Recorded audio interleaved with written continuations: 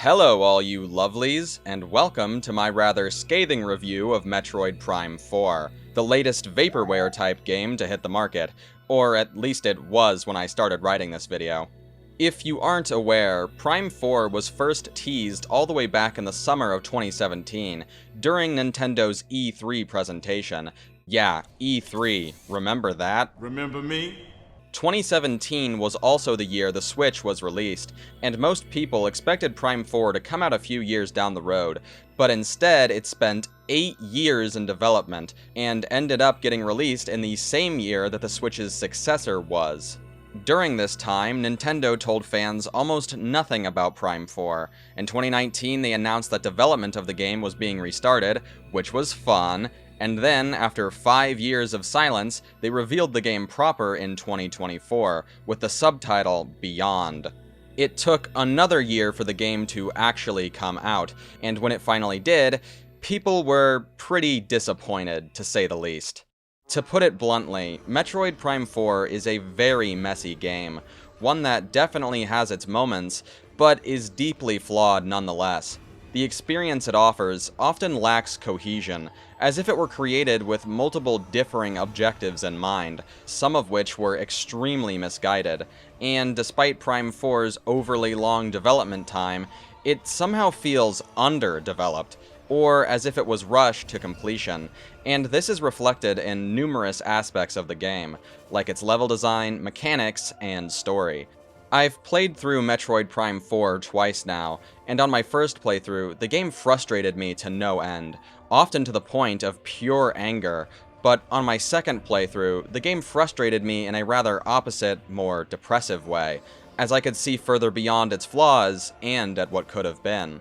It is, without a doubt, one of the most frustrating games I've ever played.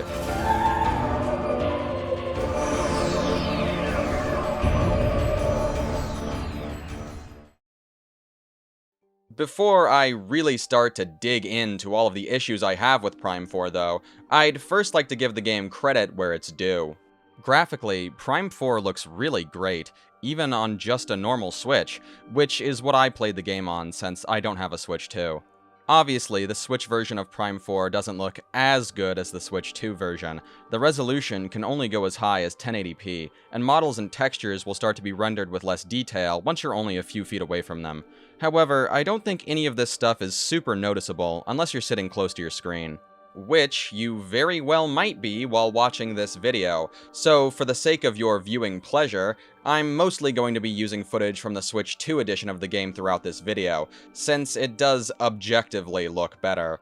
Even with those stipulations though, the Switch 1 edition of Prime 4 can still totally look gorgeous at times, and I'd even go as far as to say that it is the most graphically impressive game on the Switch, at least certainly out of all the games I've played.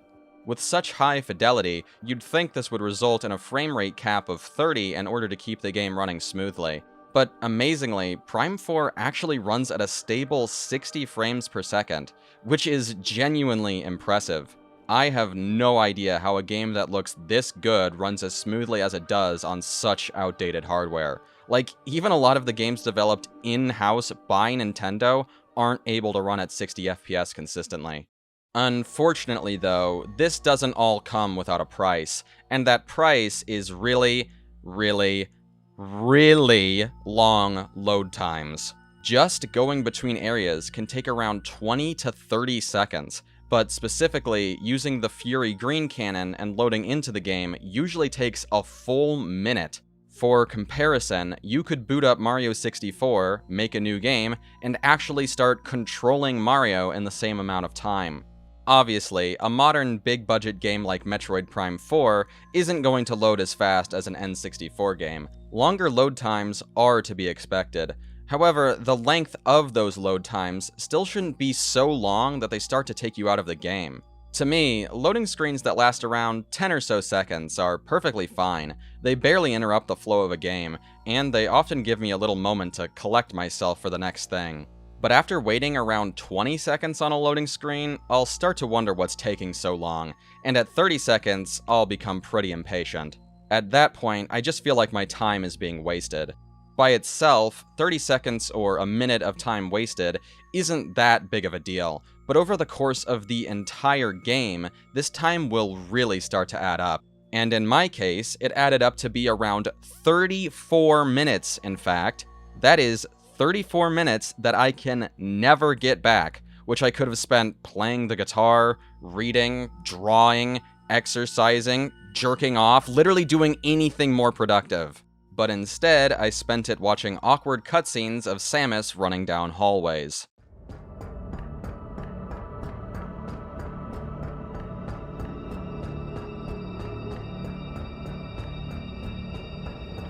Of course, you could argue that I simply got what I paid for, which I guess is true, and I'm also not sure if it would even be possible for Prime 4's programmers to make the loading times any shorter, considering the hardware limitations. But regardless, the long load times are still annoying, and they're definitely the biggest detriment to the Switch 1 edition of the game. When it comes to the level design in Metroid Prime 4, I have to say I am genuinely quite astonished at how mediocre it is, and I don't just say that because of how linear the game is either, though I will admit that that is rather disappointing. With how linear Prime 3 was, I was really hoping that Prime 4 would be more open, and in general, I feel like the Metroid series could really use another game like Super, where there is an intended path through the game, but it's not one the player is forced to follow. However, just because I would have liked Prime 4 to be more non-linear, that doesn't mean I don't recognize the benefits that more linear level design can provide. Developers can throw the player through more set pieces, focus more on story, and give their game a more consistent difficulty curve.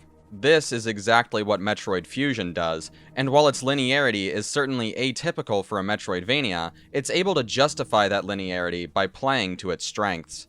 So the question is, does Prime 4 take advantage of its more linear level design? Well, I think it definitely tries to, but its attempts rarely succeed, so its linearity doesn't really feel justified, and with my preference towards more non-linear Metroidvania design, I often found myself wishing that Prime 4 was more non-linear as well.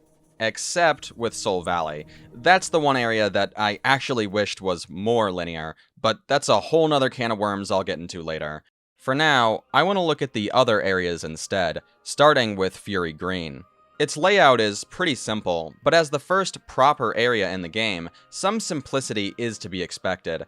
However, there definitely could have been more to Fury Green. What you see the first time you go through it is literally all there is to see, which makes the area feel fairly underwhelming.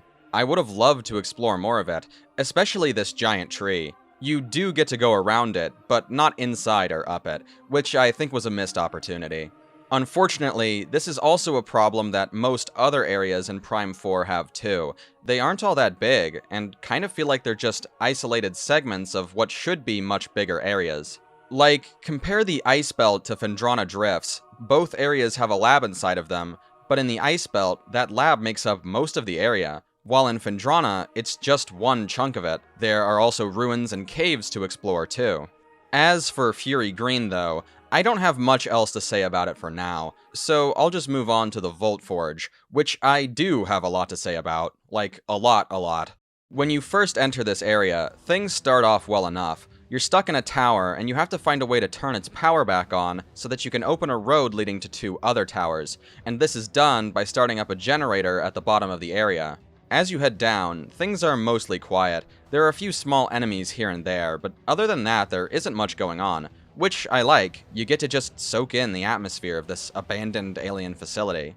Then, when you turn the power back on, all of the various manufacturing rooms you previously passed through suddenly spring back to life, and you have to try and navigate your way back through them. At one point, this involves rolling up into a ball and pretending to be a wheel in order to get picked up by an assembly robot, which I thought was a particularly neat little moment. In general, I feel like this whole section of the Volt Forge was executed well. It's not mind-blowing or anything, but it is good. Once you've made your way back up to the top of the tower, you're also able to acquire the Viola suit, which lets you ride the Viola, and you can use it to drive over to the next tower. But it's here where things go downhill fast. The second tower also has a generator that needs to be powered on too, and it is again down at the bottom of the area. through a series of elevators and rooms that are laid out in almost the exact same way as the path to the first generator. And the trip down to it is, well, I'll just walk through it. First, you go down an elevator. Then you fight a bunch of robots in a circular room. Then you go down another elevator and fight a teleporting robot in a circular room. Then you go down a third elevator and walk through an empty circular room, which definitely isn't going to have a boss in it later. And then you find the generator and turn it back on. After that, you have to fight a mini-boss near the generator. Then, not even a minute later, you have to fight an actual boss in that aforementioned empty room. And then after that, you have to go back up through all of the rooms and elevators you came through, all while fighting more robots. This section of the Volt Forge is incredibly tedious. It's just a bunch of back-to-back combat encounters, most of which take place in similar-looking rooms, and there's barely anything else going on in between them. The third and final tower in the Volt Forge isn't much better. It has 3 test tracks in it, which are designed to teach the player how to use the viola, and this teaching isn't done in a very elegant way. You're just told all of the things you can do with the viola, and then you're forced to practice each action a few times. While I like the visuals and music here, the way this tutorial was designed is really intrusive, and I think what would have been a lot better is if all of the lessons it taught just came up naturally while the player explored the Volt Forge. For example, the entrance to one of the towers could have been blocked by a barricade, and to destroy it you'd have to boost into it, or, while you're driving around, a few enemies could show up for you to shoot at. This way, the tutorials would not intrude on the rest of the gameplay, and they also wouldn't needlessly hinder anyone who was replaying the game. Weirdly enough though, these kinds of tutorials are all over the rest of Prime 4, and they're great, they're super unobtrusive, but for whatever reason, Retro went with a far more hand-holding tutorial for the viola, even though it really didn't need it. After this tutorial is over, you have to fight another boss, and then you can use the item it drops to leave the Volt Forge and move on to the next area. Yep, that's it. You just go through 3 towers, one after the other, and then the area's over. Which is really disappointing. Conceptually, I think the Volt Forge has a ton of potential. Like, imagine if there were multiple pathways between each tower, and in order to progress further into one tower, you had to go to a different tower to find another path that could lead you to a new section of the first tower. If that sounded confusing, then honestly good, because I would have loved some complex, interconnected level design here. There also could have been more exciting roads to drive around on, with more variety in their layouts, and some actual obstacles, maybe other vehicles carrying manufacturing materials. Instead though, there's just one circular road that has nothing to do on it. In fact, you don't even have to steer while driving on it. When you hit a bend, the viola will just slide through it. It's genuinely quite baffling how hard Retro dropped the ball with the Volt Forge, but I suspect it's because development of Prime 4 didn't go very well. Perhaps Retro wanted to put something more interesting in the second tower, but they didn't have enough time to, so they just plopped a couple of basic rooms in and filled them with enemies to at least give the player something to do. This use of combat as padding can be seen all over Metroid Prime 4, and it only gets more and more egregious as the game goes on. In the Flare Pool, fighting enemies is like half of what the area even has to offer. Seriously, you just go from room to room and shoot robots. Okay, but why specifically is this a problem though? After all, Prime 4 placing a lot of emphasis on its combat is not an inherently bad thing, and it's something that other Metroid games, like Dread, have done before with a lot of success. However, that game was designed with a focus on combat in mind. The developers wanted to make a game with more complex and engaging fights, so that's something that Samus was built to facilitate. Her movement is very quick and snappy, she can aim in 360 directions, she has a counter, a slide, and even a dash. In Prime 4 though, Samus controls mostly the same as she did in the original Metroid Prime, a game which placed more emphasis on its exploration than its combat or shooting, and as such, that's what the gameplay feels more fit for.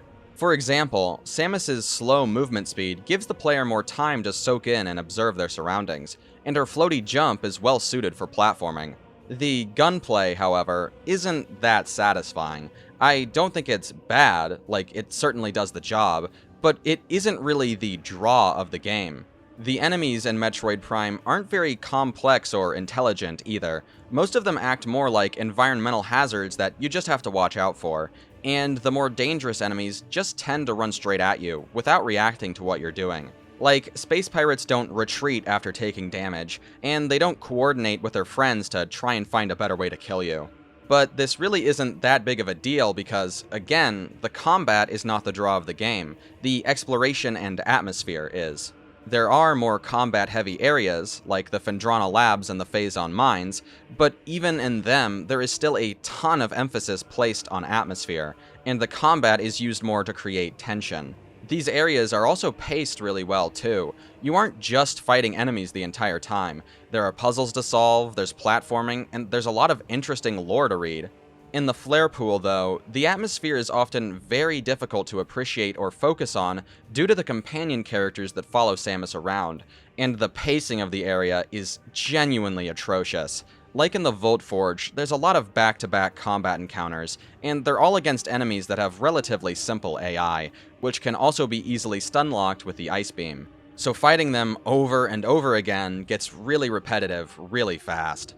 What's worse is that the Flare Pool also has a ton of boring and obnoxious cutscenes too, making almost the entire area a total slog to get through. The escape sequence at the end of the area is alright.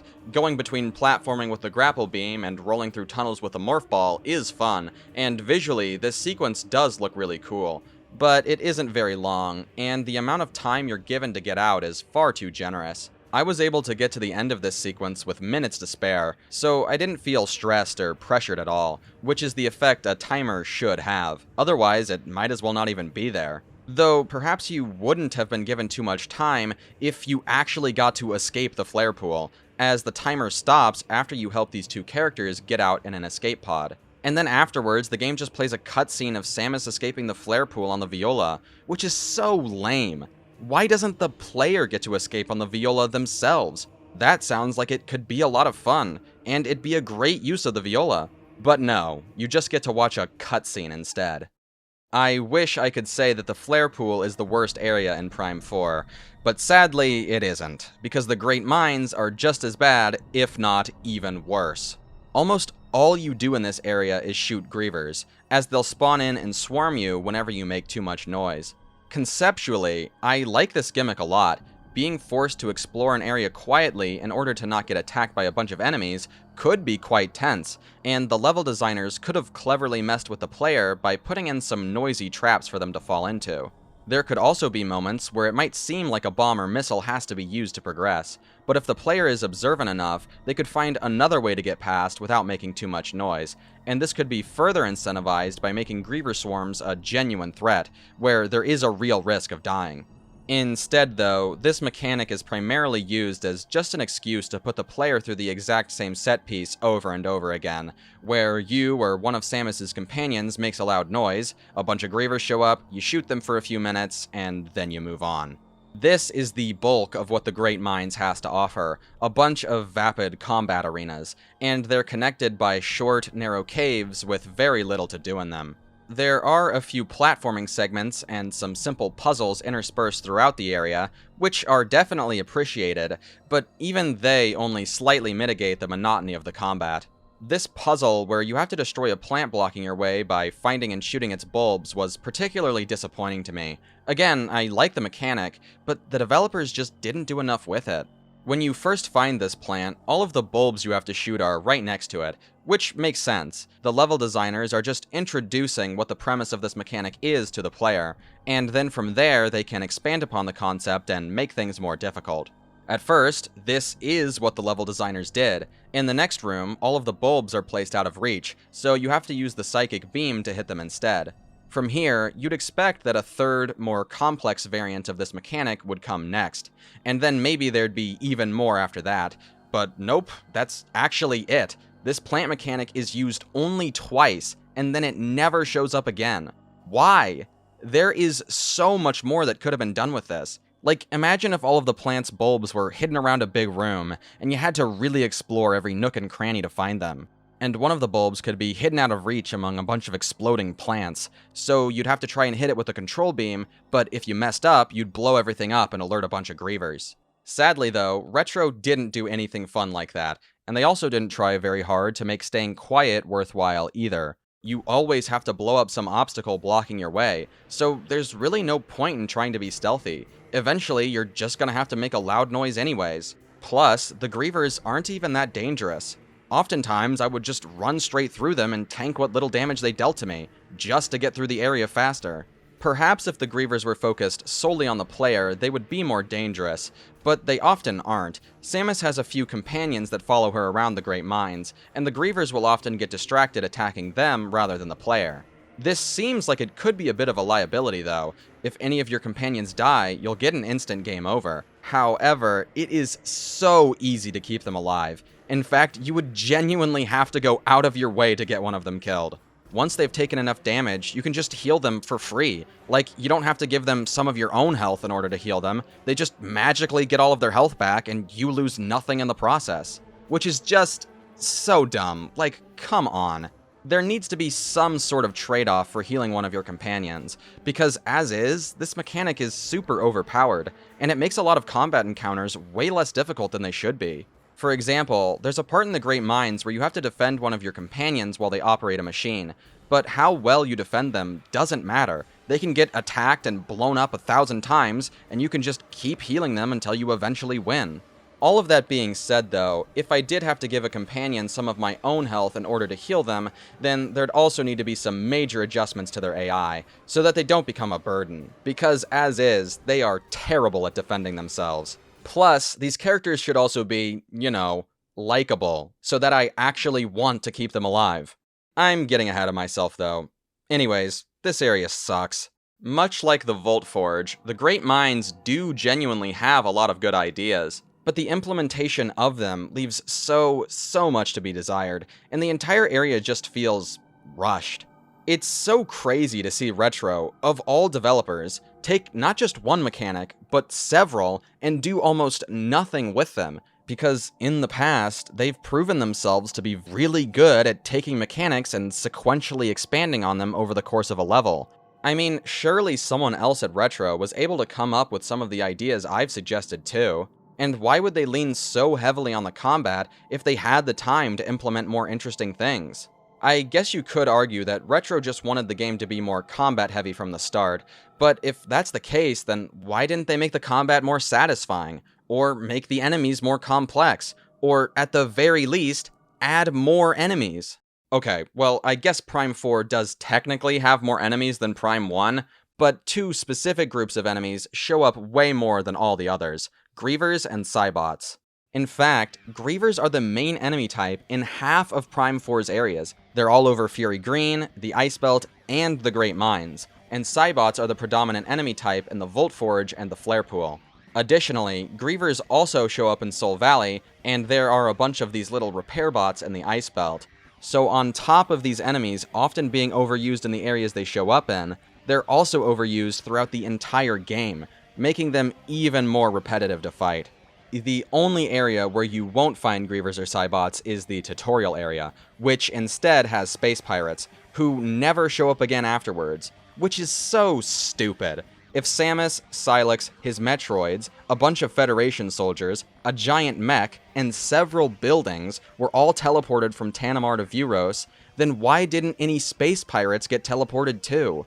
I have no idea why Retro kept the space pirates exclusive to the tutorial. It doesn't make any sense from a story perspective, and it doesn't make any sense from a gameplay perspective. If space pirates were interspersed throughout the entire game, that definitely could have helped to balance out the distribution of enemy types so that it wouldn't feel like you were just fighting Grievers and Cybots. In a similar vein, the Ice Belt also has these really cool Ice Wolves, which show up for one set piece, and then, like the space pirates, never show up again afterwards. You tell me why. As for Prime 4's bosses, they're definitely a mixed bag. The game does have some pretty solid fights in it, but it's also got plenty of bosses that are just kinda meh, and a few that I really didn't enjoy. Like Kratos. So much time is spent waiting around for this boss to either stop jumping, sliding, or rolling around the arena so that you can shoot it in the face, and most of its attacks are pretty easy to avoid, so the fight is quite drawn out and dull. The Omega Griever is much the same way. For most of the fight, you'll just be mindlessly shooting its legs in order to try and expose its weak point, which takes so long, and the fight ends up being a nearly 10-minute long ordeal. I think what especially hurts both Kratos and the Omega Griever is that they only have one phase. Yes, these bosses do get a little stronger after they take a certain amount of damage, but the way you fight them never changes. You don't have to suddenly switch up your strategy to find a new way to damage the boss. You just do the exact same thing for 8 or 10 minutes straight, and then the boss dies. If a boss only takes a few minutes to beat, then I don't think it needs multiple phases. It's short enough that I wouldn't get bored fighting it. But if a boss is on the longer side, then I think multiple phases becomes a necessity. That's what'll keep it from becoming repetitive. The Quadraxis from Prime 2 also takes around 8 or so minutes to beat as well, but the fight doesn't become boring because of its 3 distinct phases. In the first phase, you have to use bombs or the boost ball to stun the boss so that you can destroy its legs. In the second phase, you have to use the Echo Visor in order to jam its communications. And in the third phase, you have to crawl up its downed legs with a spider ball, launch yourself at its head, and then plant bombs inside of it. This more puzzle and platforming-oriented boss design is also something that Prime 4 really could have used more of. There are some light puzzle elements in a few bosses, but for the most part, you just shoot them a bunch, so there's not a lot of variety. And since I'm here, I'd also like to point out that the boss of the Great Mines, being the Omega Griever, feels maybe just a little bit derivative of the Phazon Mines and the Omega Pirate from Prime 1. Admittedly, this isn't that big of a deal on its own. Developers revisit old concepts all the time, but in the context of the rest of Prime 4, it does feel rather emblematic of a larger problem the game has, and that's that it doesn't have a lot of originality. For starters, the tutorial boss, Aberrax, is mechanically quite similar to Moganar from Prime 3. They both have the same kind of weak points, and they even share some of the same attacks as well. The Grievers also feel like they were ripped from Prime 3 too. Not only do they look extremely similar to the Reptilicus, but they even have a similar backstory, as both species cause their own downfall. And of course, Samus yet again finds herself as the prophesized chosen one of an extinct alien race, facing off against a dangerous new energy source which corrupts those who come into contact with it. But it's definitely not the same as Phazon. See, look, it's green instead of blue. On top of all that, Prime 4's tutorial takes place in a Federation facility being attacked by space pirates, just like in Prime 3's tutorial. And there's also another desert area, and another jungle area, and another snowy area, and yet another lava area. Granted, some of these reused area themes are less offensive than others, and while Tanimar definitely feels like it's copying Norion, I think Tanimar was ultimately executed better. The atmosphere is really gritty, and the giant battle going on around the player looks awesome. Plus, this area doesn't last very long either, which I really appreciate. I'm not a big fan of long tutorials, and Prime 3's goes on for quite a while. I'd also be remiss not to point out that Prime 4 does have some really unique looking areas too, like Chrono Tower. This area is visually stunning. The architecture is beautiful and alien looking, the color palette is striking, there's all these little intricate details in the environment, and the atmosphere is absolutely superb. This is the kind of thing that I would have liked to see more of in Prime 4, but unfortunately, you spend about 10 minutes total in Chrono Tower, and the only other unique-looking area is the Volt Forge, so there's a lot more unoriginal-looking areas than there are original, which is pretty disappointing. Like, did we really need another snow area? Or a lava area? Do you know how many lava areas are in the Metroid series already? A lot. Some might argue that lava areas are a staple of the series, but I'd argue that they really aren't. Yes, the series is known for having them, but they aren't necessary for a Metroid game to be a Metroid game. Now, none of this is to say that I think lava-themed areas are inherently bad or lazy, but in the context of the Metroid series, this use of a lava theme in Prime 4 doesn't feel particularly inspired. I don't feel like Retro made the flare pool because they really wanted to make a cool new lava area. They just did it because that's the Metroid formula, like how every Mario game has a lava area, or how every FromSoft game has a poison swamp. This mindset likely dictated what abilities and items were put into Prime 4 too, as most of Samus's arsenal is made up of returning classics. There's the space jump, the boost ball, the spider ball, the grappling beam, a fire beam, an ice beam, super missiles, and power bombs. As for brand new items and abilities, there's only a few, which is also pretty disappointing, and honestly a rather big problem. This over-reliance on classic items is starting to cause the Metroid series to become stagnant and formulaic. In Prime 4, there are very few new obstacles or roadblocks to overcome. Most I've already seen countless times before, and as a result, the exploration really lacked any feeling of wonder or excitement for me. Like, I very rarely had any aha moments, where I realized that I could use an item or ability I just found to get past an obstacle. Most of the time, I was just like, oh, here's that thing I needed. I guess I can go back to that other area now, okay.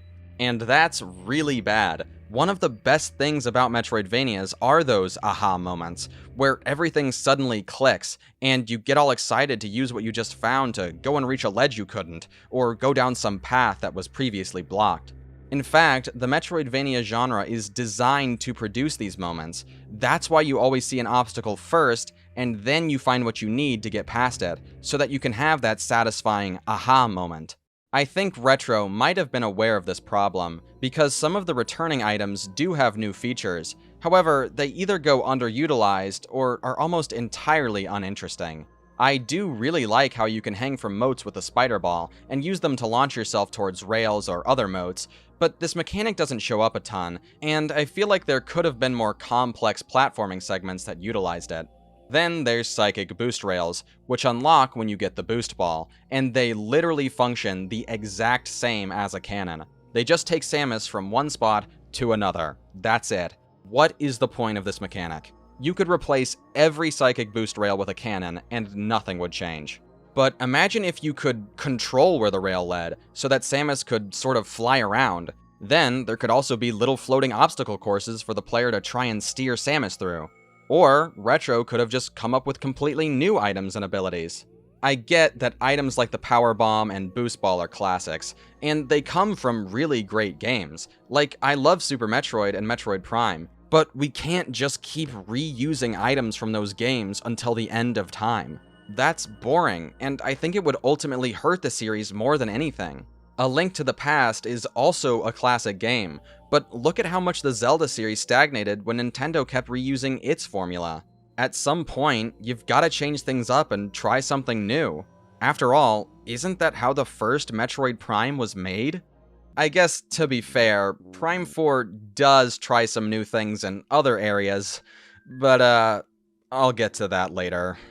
Prime 4 also isn't completely devoid of new abilities, as I mentioned before. However, the few new ones are all rather underwhelming. I do like them, but again, they aren't utilized to their fullest potential.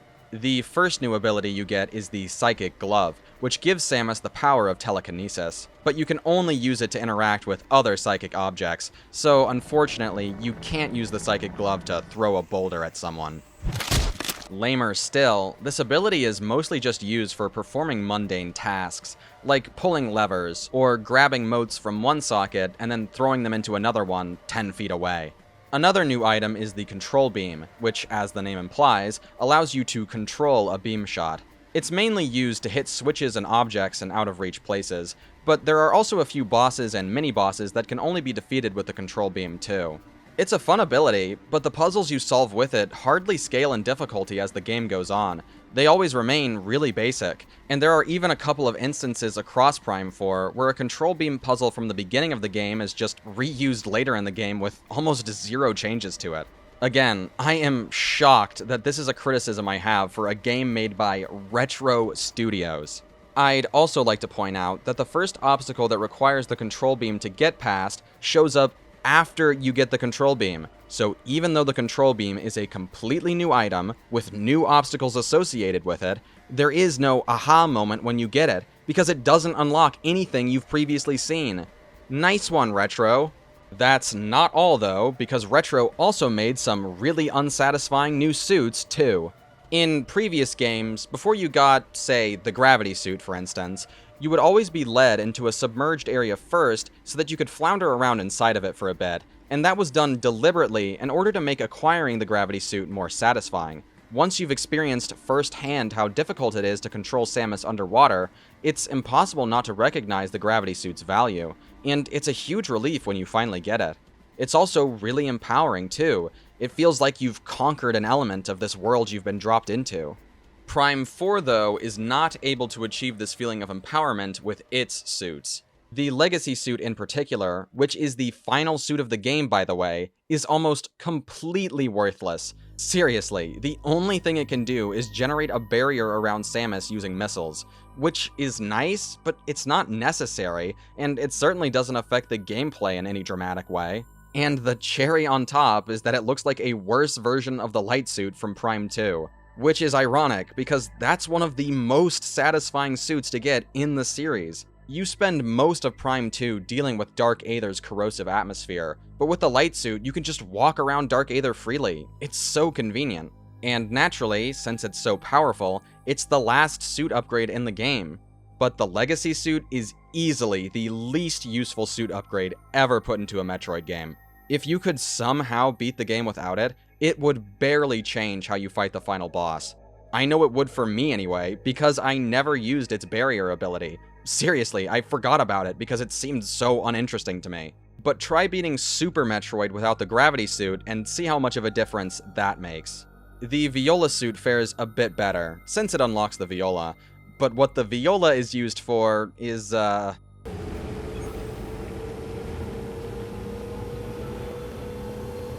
not great.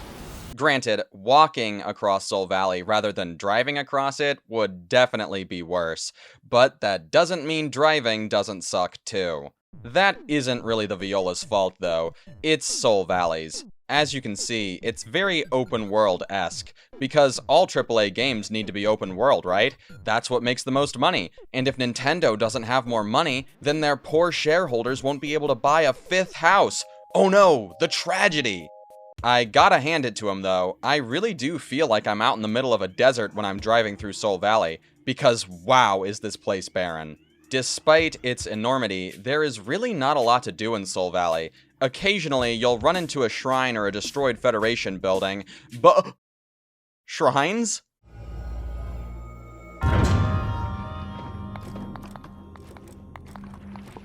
That's right, Metroid Prime 4 has shrines, and to say they're similar to the shrines from Breath of the Wild would be a pretty massive understatement. You enter these shrines via an elevator, solve a puzzle inside of them, and then when you reach the end, you touch an orb and get ejected back out to the shrine's entrance. Hold on, let me change the title of this video real quick. Alright, there we go. Like I mentioned before, a developer reusing an idea or concept from a previous game isn't that crazy. Lots of developers do it, and just because they used an idea once, doesn't mean it can't be expanded upon or improved any further.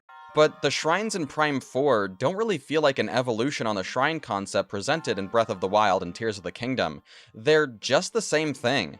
Actually, no, they're worse. Most of the shrines don't even have puzzles in them. For instance, in the Ring of Thunder shrine, you just walk in, raise 2 pillars, shoot lightning at one of them, and then you're done. That's it. You've completed the shrine. Seriously, what is this? This isn't a puzzle, it's a task. This genuinely feels like a parody of a Breath of the Wild shrine. I suppose these shrines do at least give the player more to do in Soul Valley, but it's not anything very engaging. As I was saying before though, shrines and destroyed Federation buildings are the only structures you can explore in Soul Valley, and scattered throughout the rest of the area are a few missile expansions and some booster upgrades for the Viola. There's also green crystals, which you can collect by driving into them, and again, this does give you something to do, but it's not really fun. So what's even the point of this area then? It's just a vast, empty desert with not much to do in it. Unfortunately, Soul Valley acts as a hub area, with every other area in the game connected to it, and in order to go between areas, you have to drive through Soul Valley first, which, if you'll excuse me, fucking sucks. Again, Soul Valley is really big, and it can take several minutes just to drive from one area to another, which wouldn't be such a big issue if there were plenty of interesting things to do along the way, but there aren't, so traveling between areas is naturally really boring. And since Prime 4 is a Metroidvania, this also leads to some absolutely atrocious backtracking. Let's look at the sequence of events you have to go through in order to explore the ice belt. Early on in the area, you're blocked by a sheet of ice covering a door, and to destroy it, you need to have the fire shot. How do you get the fire shot? First, you have to drive all the way over to the flare pool, which is on the complete opposite side of Sol Valley. Inside, you'll find the fire chip, which you'd think would automatically give you the fire shot, but that makes too much sense. So instead, you have to find an engineer to install the chip into Samus's suit. Where's an engineer? In Fury Green. So you leave the flare pool, drive across Sol Valley to Fury Green, use the cannon to get to where Miles is, which, remember, takes a full minute on Switch, and then give the fire chip to him so that he can put it into Samus's suit. This gives you the fire shot. So now you can leave Fury Green, drive over to the ice belt, enter the ice belt, and melt the ice blocking this door. Holy fucking shit. Genuinely, what were Retro thinking? Why doesn't the fire chip automatically give you the fire shot? Like, imagine if in Super Metroid, or Metroid Prime, or Prime 2, you only got a chip for each beam type, and in order to install that chip, you had to go back to Samus's ship first. That would be so stupid. But guess what? This happens multiple times throughout Prime 4. After you finish the ice belt, you get the ice chip, which you have to take to Fury Green so that Miles can install it into Samus's suit, and then you can use the ice shot to re-enter the flare pool. But you also need the Viola IC suit to cross this little stretch of lava, and it's in the Volt Forge, but not in a new section of the area or anything. No, it's literally at the top of the third tower, so you just drive over, enter the area, spend like 2 minutes getting the suit upgrade, and then drive straight back to the flare pool. Why is this in the game? It's such a pointless waste of time. Well, because Prime 4 is a Metroidvania, and Metroidvanias have backtracking in them, so let's make the player drive back and forth across a big empty map. That's what people want. Except it isn't. People don't like backtracking, they like exploring, and when done right, backtracking can encourage exploration by giving players a chance to find items or secrets that they either couldn't get to before or just previously missed. And this in itself keeps the backtracking engaging. If the player is still finding and discovering new things, then they'll still feel like they're accomplishing something, even if they aren't exploring a new area. So if the player has to go back through a certain area at some point, then that area needs to have plenty of secrets and items to discover in it.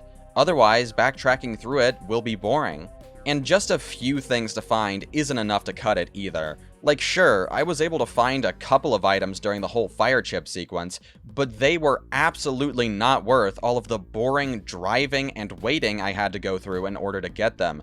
I also think it should be said that it's not just individual areas that need to be designed with backtracking in mind.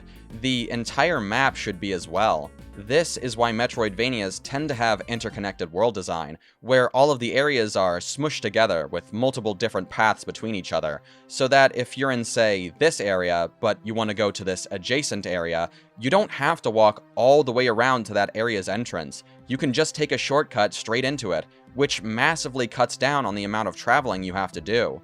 Plus, finding these shortcuts can also be really satisfying. But the areas in Prime 4 don't have any shortcuts or secret paths between each other. They're all completely isolated from one another, with only one way in and one way out. I can sort of understand why there aren't any physical paths between areas, since they're all separated by a giant desert, but why can't Samus just teleport between areas? She gets teleported to Fury Green at the beginning of the game, so why not let her teleport other places? Well, probably because that could de-incentivize driving through Sol Valley, which would be just awful. Seriously, think about all of the things players could miss out on.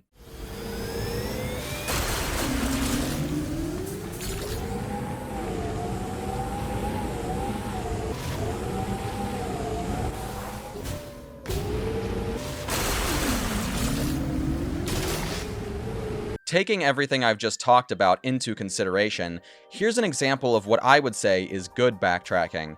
In Metroid Prime 2, while you're exploring Sanctuary Fortress, you'll be blocked by a door that can only be opened with power bombs. And to get power bombs, you have to go back down to the bottom of Torvus Bog, which is quite a long ways away. But this gives you the chance to revisit some areas that you might not have been to in a while, and you can pick up some items that you weren't able to get to before on your way, so this backtracking isn't boring. Then, once you get the power bomb, you can use one to open an elevator in Torvus Bog that'll take you straight back up to Sanctuary Fortress, so you don't have to walk all the way back yourself. You still could do that if you wanted to, since there would be some new items to find with the power bomb, but for most people, that would just feel a little tedious. And interestingly, that seems to be a lesson Retro learned from Metroid Prime. That game has some infamously obnoxious backtracking in it. For example, once you get the boost ball in Phendrana Drifts, you have to go back to where Samus's ship is in Talon Overworld to get the space jump, which you need to explore more of Phendrana. But there aren't any handy shortcuts to take you back there. You just have to walk all the way back the way you came, which is annoying, and I feel like Retro recognized that, because the backtracking in Prime 2 feels significantly more thought out. But then in Prime 3, it started to go back downhill again, and in Prime 4, it feels like Retro just threw their hands up in the air and didn't even try. Or maybe a lot of the backtracking is just meant to act as padding, something to make the game longer so that people feel like it was worth the $60 or $70 they spent on it. I suspect this is the reason that Prime 4 has a MacGuffin hunt in it too, despite how widely disliked they were in all of the previous games. If you're not familiar with the Metroid Prime trilogy, all of the games have what is essentially a giant fetch quest in them that the player has to go on in order to unlock the final area. In Prime 1, you have to find 12 Chozo artifacts to get to the Impact Crater. In Prime 2, you have to find 10 Sky Temple keys to access the Sky Temple. And in Prime 3, you have to find at least 5 energy cells to reach Phase. These MacGuffins are hidden throughout each of their respective games, and there are little clues you have to decipher in order to find them. The problem with these MacGuffin hunts, though, is that a lot of the MacGuffins can only be collected near the very end of the game, due to the player needing certain items or abilities to be able to reach them. And this leads to a lot of tedious late-game backtracking, where you essentially just walk to one room, grab the MacGuffin you need in it, and then walk over to where the next one is, which could be halfway across the map. Prime 3's MacGuffin hunt isn't nearly as annoying as Prime 1 and 2's, since a lot of the energy cells can be collected the first time you go through an area, and you don't technically have to collect all 9 of them, but that's only if you know the exact path to the Valhalla's control room, which you won't on a first playthrough, so you'll very likely waste some of your cells trying to get there, and then you'll have to do some backtracking to find more. If you're more of a completionist, then you probably won't mind these MacGuffin hunts, since you likely would have gone back through all of the areas to pick up any remaining items anyway. But for people who just want to get on to the next big thing, these MacGuffin hunts feel like a chore, and they really hurt the pacing of each game. Given hindsight, you'd think that Retro would have taken note of these issues and either not put a MacGuffin hunt in Prime 4, or they would have made it an optional thing that just gives the player an extra reward. But they didn't do that, and not only does Prime 4 have a MacGuffin hunt in it, but the hunt itself has all of the same problems as previous ones, plus more. Before you can get to Chrono Tower, you have to get the Memory Fruit, and this requires depositing green crystals into the Memory Altar in Fury Green. With how abundant green crystals are in Soul Valley, and how frequently you're forced to drive through the area, you'd think you'd be able to collect enough green crystals for the Memory Fruit without having to go out of your way to look for more. But you'd be wrong. You have to deposit so many green crystals into the Memory Altar before you finally get the Memory Fruit, and a huge chunk of green crystals can only be acquired with a Power Bomb, which you get at the end of the Great Mines, the last major area in the game. On top of that, you also have to find 6 mech parts so that you can repair a mech in Fury Green, as it's the only thing capable of destroying the force field around Chrono Tower. One of these mech parts is guarded by a mini-boss in the Flare Pool, but the other 5 are scattered around Soul Valley, and you can't bring them to Fury Green until after you've completed the Great Mines. So you end up spending a lot of time in Soul Valley near the end of the game. And at that point, you'll likely have found most of what little there is to find in Soul Valley, so all you can do is drive across this giant, empty nothing of an area and pick up green crystals and mech parts. It is so incredibly boring. Well, actually, there is a boss in Soul Valley that you have to fight in order to get one of the mech parts, and I was honestly pretty impressed by how well it embodied the vapidness of the area it was located in. It felt quite fitting. But seriously, this boss, Varmus, is genuinely terrible. To beat it, you just have to dodge its one attack, hit its tail, and then do the same thing again and again and again. Over and over and over. And then do it some more for good measure. Why was this boss put into the game? Maybe Retro didn't have enough time to flesh it out more? But if so, then they should have just cut it from the game, because it adds literally nothing of value. All it does is make the game worse. Speaking of, in order to bring a mech part to Fury Green, you have to teleport it. But to do that, you need a teleporter chip. And can you guess where this is going? You get the chip from a character who's camping out in Soul Valley, and then you have to go all the way over to Fury Green and give it to another character so that he can use it to make teleporter patches, which you can then place on the mech parts to teleport them to Fury Green. In order to do that, though, you obviously have to go back to Soul Valley, and you know what that means.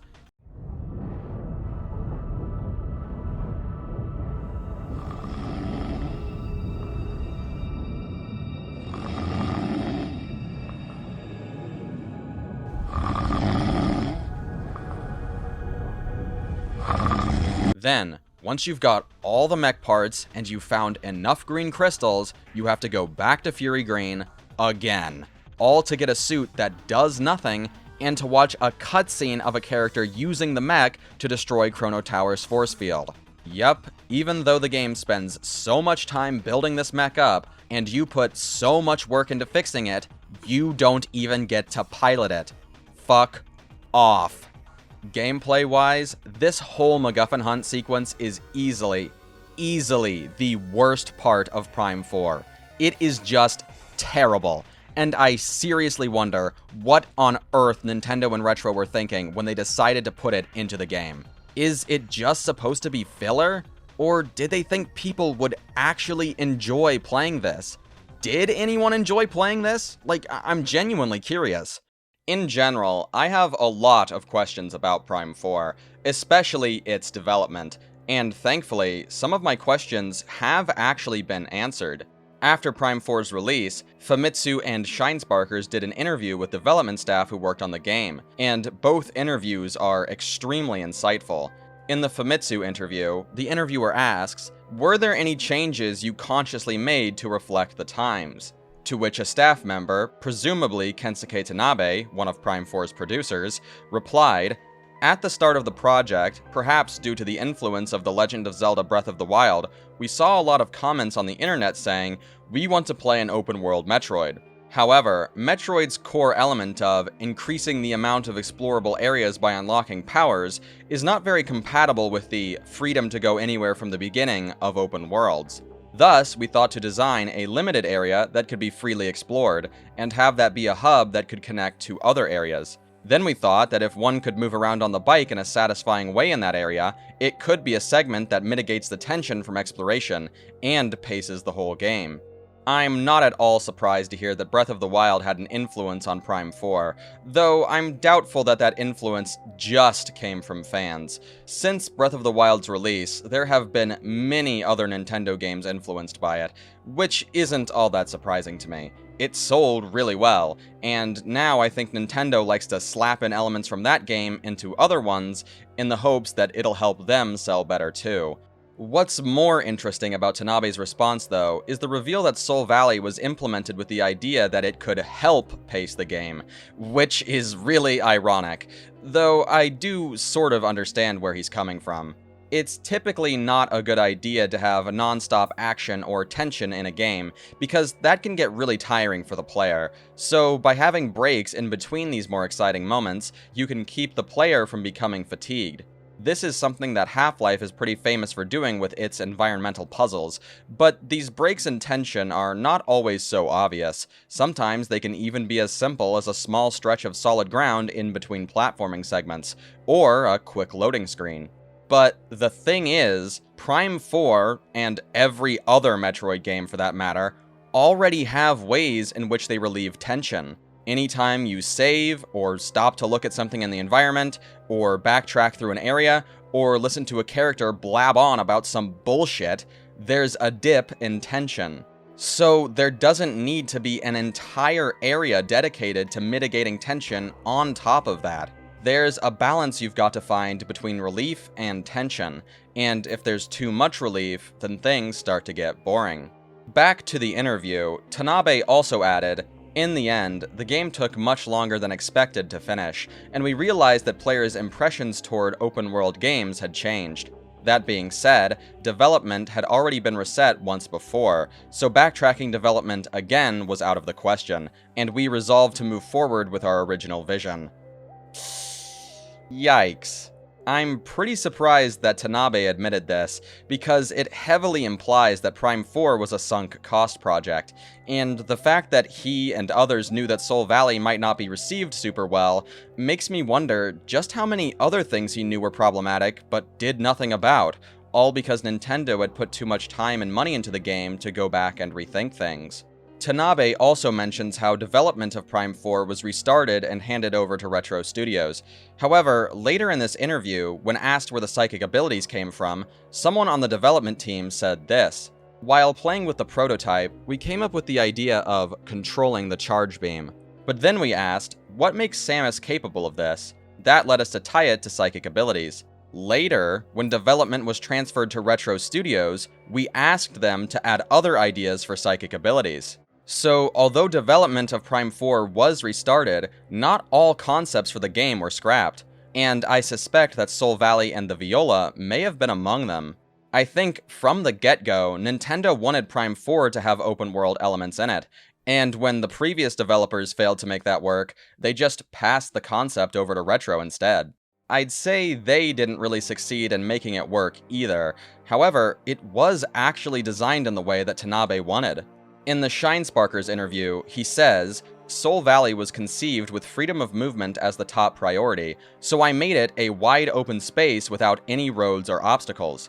It was essential that this area made you feel that, while driving, if something caught your eye, you could focus solely on driving towards it.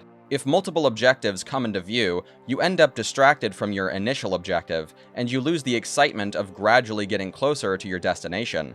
To achieve this kind of experience, Retro Studios' Soul Valley team made brilliant use of the terrain's relief to ensure that you generally only have one objective at a time in your field of vision."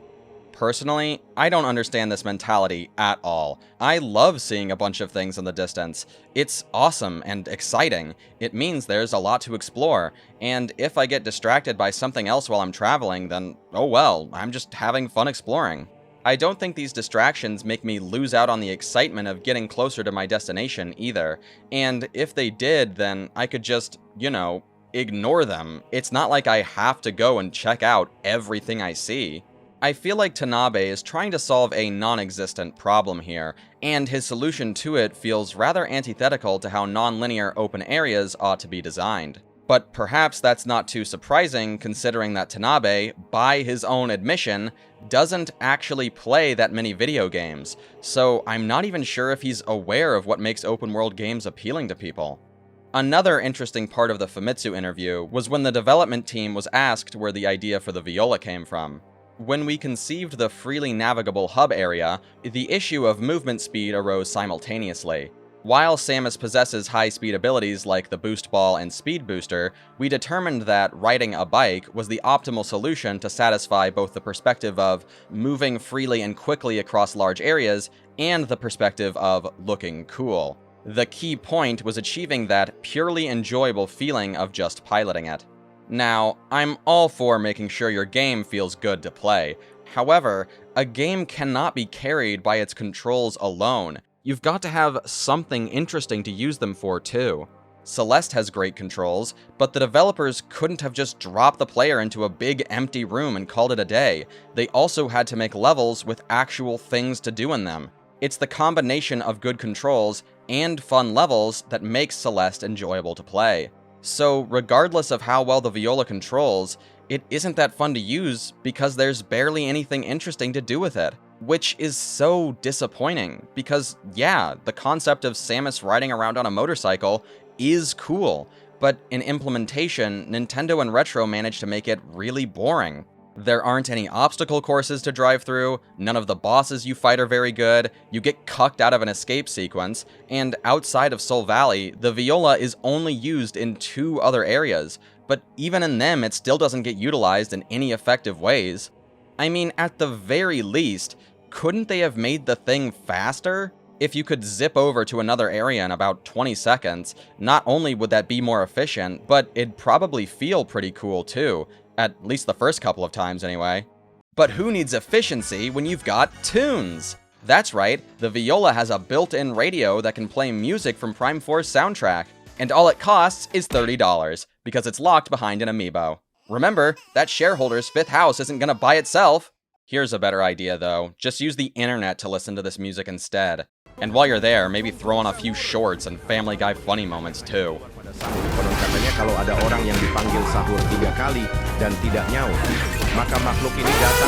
I guess things could be worse though. At least there isn't a character with awful dialogue who talks to you over a radio. Oh god, no! Alright, I've been putting this off for as long as I could, but it's time. Let's talk about Metroid Prime 4's characters, and also how they affect the game's atmosphere. I'll start with Miles, who's introduced in the first major area of the game, Fury Green. Unlike Miles, this area gives off a very strong first impression. The surrounding jungle is lush and gorgeous, there are tons of cool little details in the environment, and the ambient audio gives the area a real authenticity.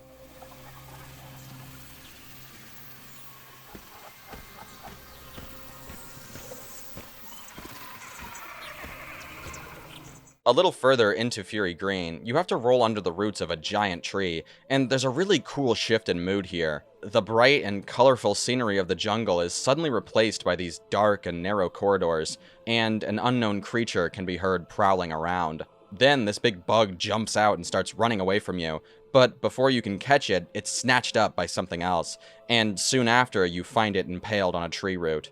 This whole sequence is really great. It's super atmospheric and tense, and it makes you feel a bit out of your depth, like you're not yet prepared for whatever dangers this mysterious new world holds.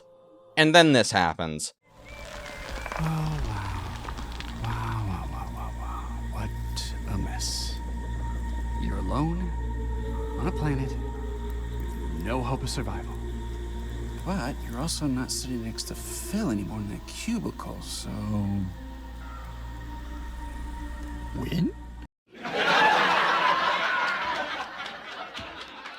This is the infamous Miles Mackenzie, a quirky Federation engineer who was also teleported to Vuros alongside Samus. When you find him, he's stuck on a not-so-high-up ledge, and when you try to help him down, you get ambushed by a group of grievers, which is what was stalking you through the roots before. But by now, all the tension that sequence had been building up is completely gone, thanks to the hilarious introduction of Miles. In the span of 30 seconds, this one scene throws it all away, just for a shitty joke. But even if this scene was well written, it would still feel completely out of place and tonally dissonant.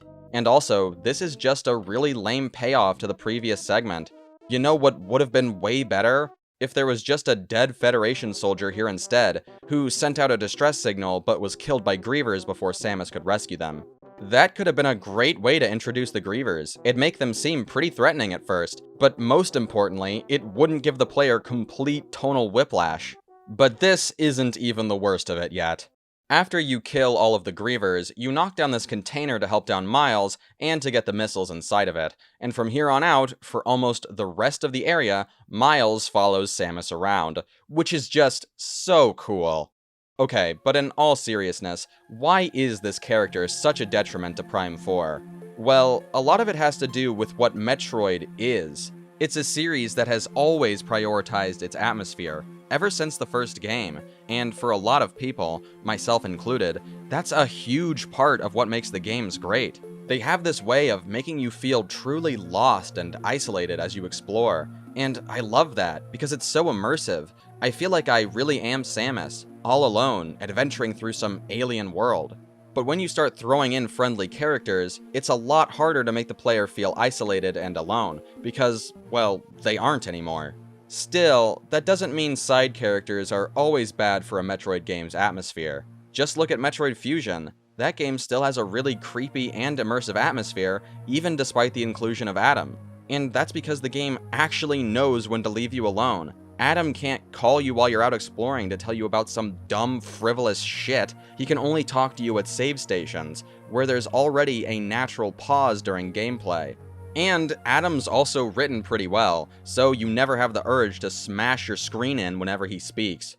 I can't say the same for Miles, though. Win? Not only does he never shut up, but he also has some of the most obnoxious dialogue I have ever had the misfortune of hearing in my life. He makes unfunny jokes. A Mark 99 mech? I'd recognize that frame anywhere. Mark 99 mech, this is Samus Aran. Bounty hunter? You know her. She's famous. It's about to get real nerdy in here. He has over-the-top, annoying reactions. Is everything in this jungle trying to kill us? He asks stupid, cliche questions. What is this place? What is that thing? He points out things that are already incredibly obvious.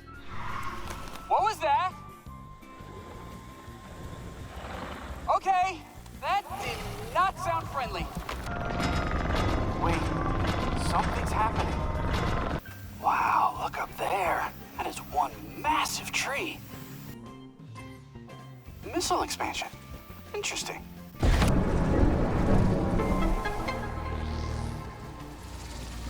That door just opened all by itself. And he gives you hints, which is especially stupid since the game already has a much more natural and immersive way of giving the player hints through the scan visor.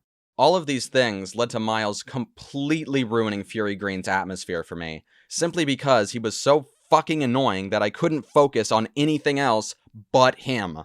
And Miles doesn't go away after Fury Green either. For the rest of the game, he'll chime in through your comms and tell you what to do, and it's the most infuriating thing.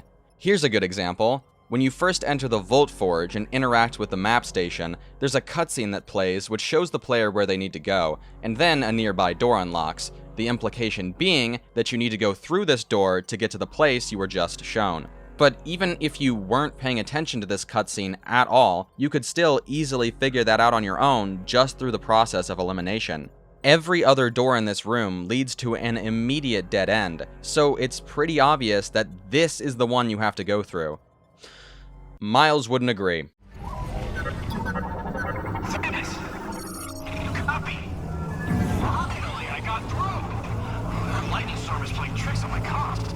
Looks like you acquired the map to the facility. Let's take a peek. To reach the next tower, you'll need to open the big door in this room. But without power, you won't be able to unlock it. Good news is, the generator is right down here. To get there, you'll need access to the lower levels. There's an elevator that will take you down.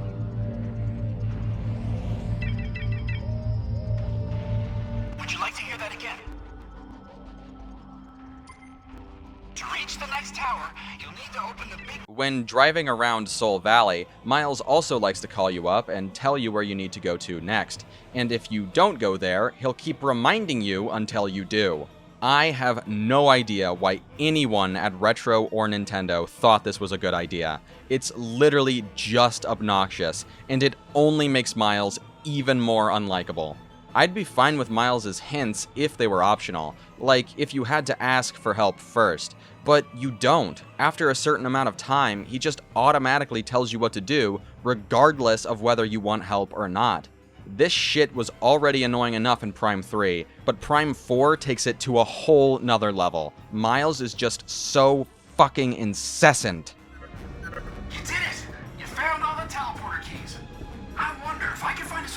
Chrono Tower's force field with Federation tech. Want to check the Galfed debris in Soul Valley? See if you can find anything useful? Also, how you doing with the hunt for green energy crystals? Don't forget to bring the green energy crystals to the altar in Fury Green so you can grow the memory fruit. Here's some Federation wreckage. Want to check it out? If we can fix the mech, we can break down the force field around Chrono Tower. Also, how you doing with the hunt for green energy crystals? There appears to be some Galfed debris near your location. Don't forget to bring the green energy crystals to the altar in Fury Green. Mech parts seem to be scattered across Furos.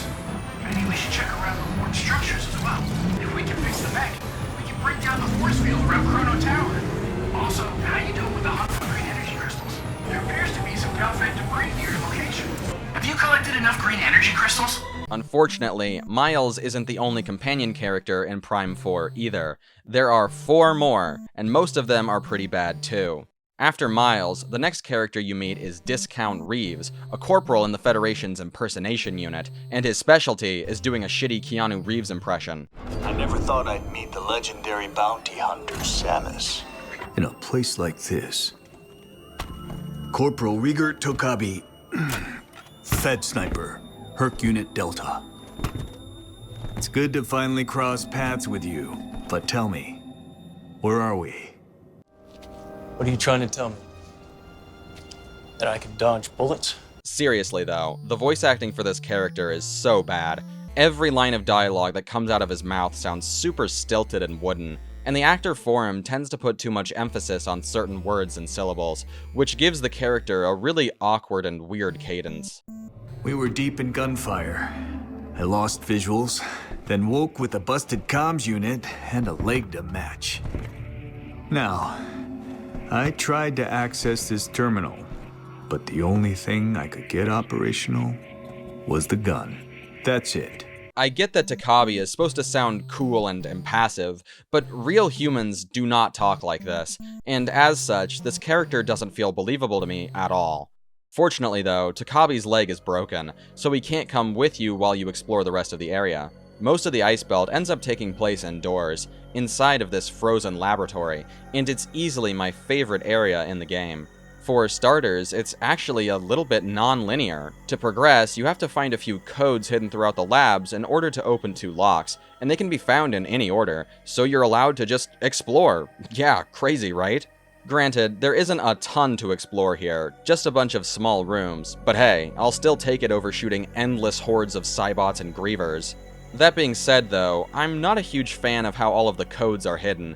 For some reason, they were just placed into random objects in the environment, like vials, capsules, and machines, which you have to scan in order to gain the code. There isn't any way to tell which objects will have a code in them, so you just have to scan a bunch of stuff until you find them all. This isn't terrible by any means, but it does feel a little awkward, and I think the codes should have been hidden in more thematically fitting ways. Like, why is one of the codes inside of a dead guy? Who put that there?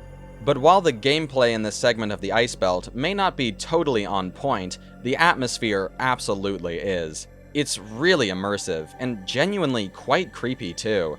The lighting is all dark and moody, you're surrounded by a bunch of strange alien equipment, and there's a bunch of these preservation pods with grievers floating around inside them. Some of them have broken down over time, and their occupants are frozen and deceased inside.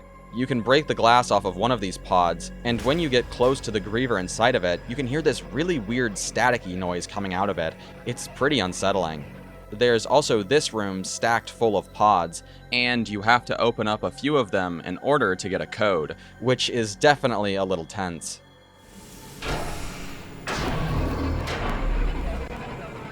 The Ice Belt probably isn't gonna terrify anyone, but it is very unnerving, and while you explore, it's easy to feel like something could jump out at any moment. But the scariest thing in the Ice Belt isn't its atmosphere or the grievers, it's Takabi's bad voice acting. Samus? Samus? Samus? You hear me? I passed into the facility speakers. I can use them to communicate. I noticed that several rooms were unlocked at once.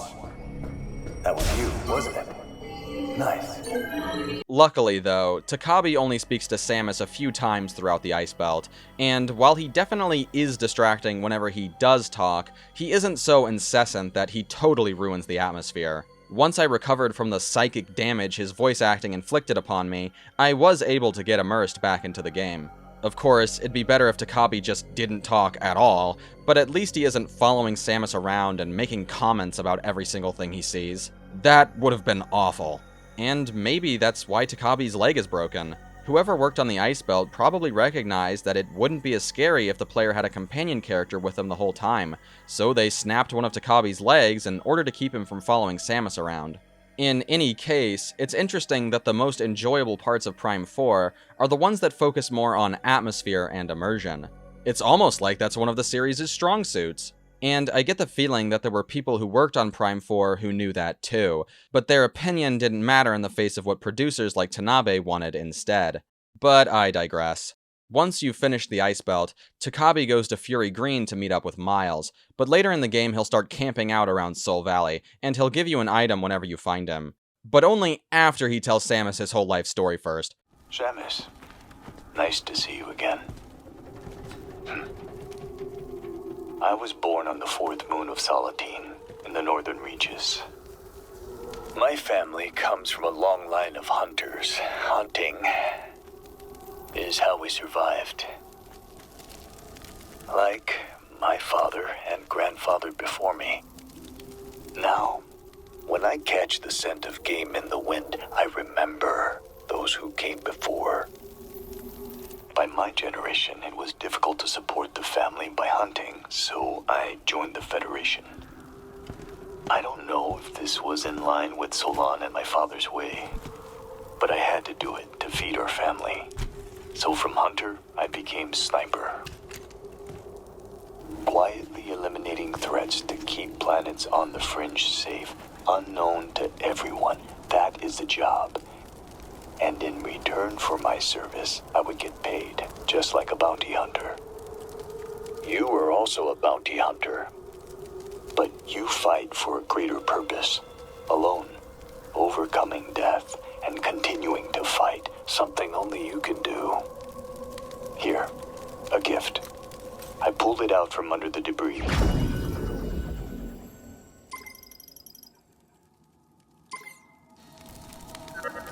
Have you collected enough green energy crystals? I guess it's nice that Retro at least tried to flesh out Takabe a little more and give him a backstory, but like, I don't care, man. This character and his backstory just aren't interesting, and even if they were, Takabe's bad voice acting would still make it hard for me to become invested in his character anyway. But if I had to give Takabe any credit, at least he isn't as annoying as Miles. Armstrong comes pretty close, though. But before I get to her, I should probably talk about Duke first, since you do find him first. He's a gruff, seasoned veteran, the kind of guy who knows that sometimes the best decisions are the hardest ones to make, yada yada yada. He does have one major character flaw though, and that's that he doesn't shut up. Something happened. You've got hostiles. Strange. This bot is offline. Can't see. My eyes just fogged up. Why are all these bots offline? They're pouring green liquid into this container. Something funny's going on. Here comes the bowl. Piece of cake. Red velvet cake. Oh great, more lava. I know, right? Isn't it unoriginal? For some reason, Duke also clears his throat all of the time too. I guess he has acid reflux or something. Yes, sir. Yes, sir. Shortly after Duke joins up with Samus, he gets a call from Armstrong, who is also trapped in the flare pool and in need of rescue, meaning you'll get to have two characters following you around, and if that wasn't bad enough, one of them's a fangirl. Sarge! Armstrong, you all right? I'm good. You? Yes. While I was waiting, I was studying this hologram. I just... Well... Samus? It's really you. I don't even know what to say. Is this a new suit? God, it's amazing. I love it. I love it so much. Private, Yes, sir. Right, sorry. Private First Class Nora Armstrong. You know, I don't mind that Samus is treated like a superhero by some people, because she has done a lot of crazy stuff, so it makes sense that she would have fans or people who admire her, but I don't want one of those fans to be following her around. Some people might find Armstrong's fangirling to be cute, but to me, it's just annoying. She has the same kind of quirky and relatable personality that Miles has, and it's so overbearing. Autograph. Nice. Lasso. Sarge, look. She's doing Morphball. This is our ride? No way.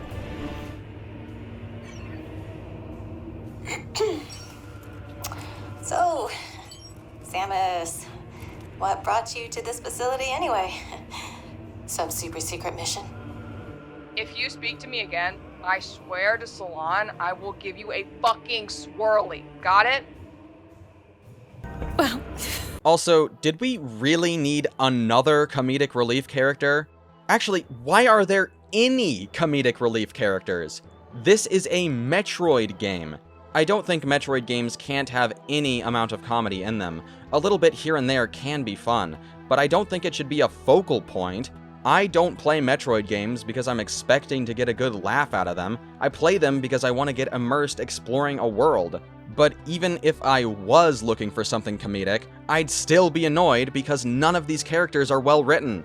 Speaking of bad writing, let's talk about Duke and Armstrong's relationship with each other. Armstrong is pretty clearly meant to act as a foil to Duke, right? She's the young, immature rookie who acts more impulsively, which is pretty cliche, but not inherently bad, and I think both characters could have played off of each other in interesting ways if they were well written. That'd be a lot of work, though, so instead, their relationship with each other is barely explored and goes nowhere. Most interactions between Duke and Armstrong go like this. Armstrong says something cringy, and then Duke gets slightly annoyed at her. Private. Sarge? That's their entire dynamic. For two characters that are clearly supposed to be opposites of each other, you'd think there'd be more conflict or tension between them, but there's barely any, even though that could have added more depth to both characters, and could have led to some interesting scenarios, maybe where the player is stuck between them while they argue over something. Despite how underdeveloped these characters are, though, there are so many cutscenes with them. When Duke tells you how to put the flare pool into maintenance mode, that's done in a cutscene. Then you walk 20 feet over to a tram and another cutscene plays. Then you get out of the tram, walk through a door, and another cutscene plays. But once that one's done, then you can finally play the game again. For about a minute, because after you release the first clamp, then you gotta get back on the cutscene tram and ride over to the next clamp, which takes 3 minutes to release. And guess what comes after that? You got it, another cutscene! This last cutscene is especially bad. While the gang is riding back to the main facility, their tram gets attacked by a Cybot shuttle, and it's supposed to be an intense moment, but I think someone forgot to ask one of the composers to make a piece of music that would actually fit this cutscene, and what plays here instead is just the flare pool's normal background music, which is a perfectly fine ambient track, but it's not a good action track, so it just ends up making the whole cutscene really underwhelming and awkward. Hang on! I'm punching it!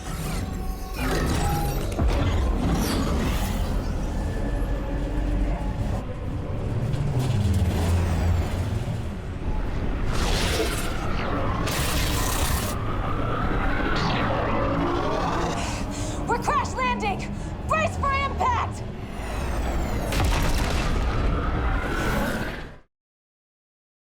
well, But back to my main point, I think the flare pool just has way too many cutscenes in it, and there are even more before and after the ones I mentioned. Granted, if you're gonna make a game with a bunch of characters, then a good chunk of time is gonna have to be devoted to developing those characters, but these moments should be spaced out far enough apart from each other to give the player a good chunk of gameplay in between them. And also, the writing has to be good for these moments to work too. If all of the characters are annoying, then I'd rather not watch a bunch of cutscenes with them. Some of you might be thinking, well, just skip all of them then. And while you're at it, you can also turn off all the voice acting in the settings, and you can disable subtitles so that the characters aren't so interruptive. And like, yeah, I could have done that, and I'm sure I would have enjoyed Prime 4 more if I had, but I'm also not just gonna pretend like this stuff doesn't exist. It's a part of the game, and the developers wanted players to see it. Just because there are ways to avoid Prime 4's characters doesn't mean they still don't deserve criticism. Especially Miles and Armstrong. Thankfully, Prime 4's final companion character, VUE995, is nowhere near as bad as the others. I don't think he's amazing or anything, but he didn't actively annoy me, so that automatically made him my favorite. He's a little more talkative than I would have liked, but most of his dialogue is fine, and while his more flat personality is played for laughs, it's a joke that is at least a little subtle, and not so in your face. So congratulations, Retro. Out of 5 characters, you managed to make one that was okay. What a fucking train wreck. I'm not gonna say that these characters were a bad idea from the get-go, because maybe they all could have worked if they were handled better, but it'd be a real challenge, and Nintendo and Retro clearly weren't up for it, as most of these characters were implemented with complete disregard towards what makes the Metroid series great. I'd ask why they chose to write such quippy, comedic dialogue, but I think I already know the answer to that question. Prime 4 restarted development at the beginning of 2019, and at the time, this type of writing had gained a lot of prominence, mainly because of Marvel, but now, 6 years later, it's fallen out of favor, and for good reason. I don't hate quippy dialogue or quirky characters, they can be really funny, but there's a time and a place for them. You can't just shove them into everything and expect it to work. Also, just as a side note, I think it's really interesting that none of Prime 4's supporting cast showed up in any of its marketing. Could mean nothing, but it does kinda seem like Nintendo realized that people were gonna be pissed off about these characters, and then they tried to hide them for as long as they could. Which is a really shitty and misleading thing to do, by the way. Honestly, if Prime 4 didn't have these characters in it, I think I could have come out of the game thinking it was just mediocre. It's got a lot of bad stuff in it, like poor level design and pacing issues, but it's also got some pretty great moments here and there that would have saved the game from being bad overall. Add in these characters though, and now you've got a game that full-on sucks. They are genuinely that detrimental to the overall experience. And that's how Prime 4 is. The problems just keep stacking on top of one another, each one making the game progressively worse and worse and worse. And I can't think of a better example of this than in the Great Mines.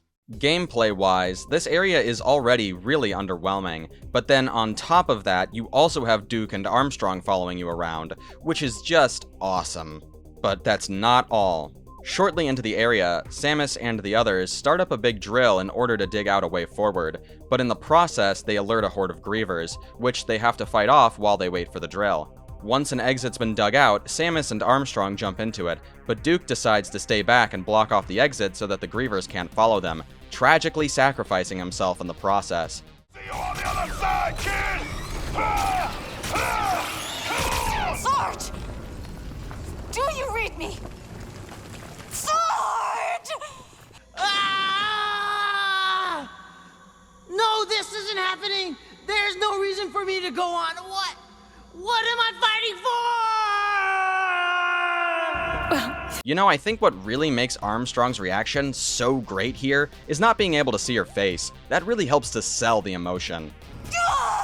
And then the cherry on top is that Duke's sacrifice accomplishes literally nothing. The grievers just keep following Samus and Armstrong because they can dig through solid rock, which Duke would have seen himself. You are a fucking moron. And then, not even 10 minutes later, Armstrong sacrifices herself in the exact same way. But honestly, when I first saw this scene, I didn't even care about how stupid it was. I was just glad that Armstrong was dead. In fact, I was actually cheering during this scene. Yes!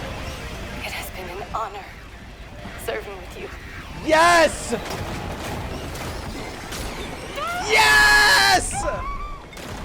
That's a really good sign that you've written a character well, huh? When the audience is celebrating during their dramatic death scene. And this isn't the end of the sacrifices either. Shortly after Armstrong dies, V shows up to help Samus out, and then eventually he sacrifices himself too. Rest in pieces. I won't forget you, buddy. Just kidding, he isn't actually dead, and neither are Duke and Armstrong. After you defeat the Omega Griever, it's revealed that they're all just fine, somehow. You didn't think we were dead, did you? Takes more than a couple grievers to bring us down. Really? Because last time I checked, no it fucking doesn't. Okay, I believe that V could have made it out alive, but Duke and Armstrong? How? How could they have possibly fended off dozens of grievers by themselves? Who knows? Just don't think about it. They survived, and that's all that matters. This is some A+ writing, Retro. I think fake-out deaths can work under the right circumstances, but here it feels so cheap and nonsensical. The writers wanted to have these big, impactful moments, but they're all just for show. There aren't any real stakes, and none of the characters are even likable anyway, so I don't give a shit whether they live or die. Actually, that's not true. I was really hoping that Armstrong was dead. But the point is, the story here sucks, and it makes the Great Minds even worse than they already are. But really, the entirety of Prime 4's story sucks, and one particularly disappointing aspect of it are the Lemorn, whose backstory is extremely underdeveloped, to the point where it feels like it's still in the rough draft phase. All of the main ideas are down, but the important details are missing, and if you actually take time to think about what's happening, everything pretty quickly falls apart, and the Lemorn seem less tragic and more idiotic. Like, why did they use up all of their planet's resources making stupid robots and motorcycles? There isn't any evidence in Prime 4 to suggest that the Lemorn lived in some capitalistic society which encouraged them to destroy their environment for more money, or that there were too many Lemorn for the planet to sustain. So, did they just not realize the damage they were causing? You'd think that a species this advanced would have a little more foresight. Speaking of, why on Earth did they fill the atmosphere with green energy without testing its effects on themselves first? Are they just stupid? Like, I get that they really wanted to fix the damage they caused to Vuros, but I think they could have spared a little time to see what effect green energy would have on themselves first. And another thing, in the Ice Belt, it's revealed that all of the Grievers are actually just Lemorn corrupted by green energy, and while the Lemorn tried to find a way to turn them back to normal, they eventually ran out of resources and time, so they opted to leave all of their corrupted brethren in cryostasis instead, in the hopes that someone else might find and cure them. Which is great and all, but why didn't any of the Lemorn put themselves into cryostasis? I mean, they all seem pretty confident that a savior would show up in the future, so why not let this savior actually save their species? You wouldn't have to preserve your legacy if you were still alive, you fucking numbskulls. But no, we'll all just let ourselves die and hopefully someone else can finish what we started. What a great plan that was. Because in order to reach the Ice Belt's Key Guardian, you have to turn the lab's power back on. But when you do that, the whole facility begins to thaw, and all of the Grievers wake up and break out of their pods. And the only way past them is to kill them, which is really messed up. I think it's safe to assume that most of the Grievers you see in-game are just descendants of some Griever that was once a Lemorn, and these descendants were never actually Lemorn themselves. But the Grievers in the Ice Belt were once Lemorn. They were intelligent, sentient creatures with lives and presumably loved ones, and they probably could have been cured, like the Lemorn almost cured them themselves, but instead of finding a way to help them, Samus just kills them. Some savior she is. Well, to be fair, heroes can sometimes be forced to do not-so-heroic things, and if Prime 4 actually played into this idea and tried to make you feel bad about killing these Grievers, then this part of the game could have been really gut-wrenching and powerful. But instead, it tries to go for like a cool action sequence vibe, which like, what the fuck? I guess gameplay-wise, the sequence isn't bad, but it felt so out of touch with the narrative to me. Like, before I turned the lab's power back on, it seemed like the game wanted me to feel bad for the Lemorn, and was indicating that I could potentially find a way to cure the Grievers. But now, I'm expected to destroy all of their work and kill their friends without a second's thought, and maybe even have fun doing it. It's such a bizarre moment, one which, to me, indicates a lack of communication between development teams. All that being said though, I can't say the Lemorn didn't have this coming, because they literally made a device to trap Samus in another dimension just so that they could force her from beyond the grave to find a fucking fruit for them.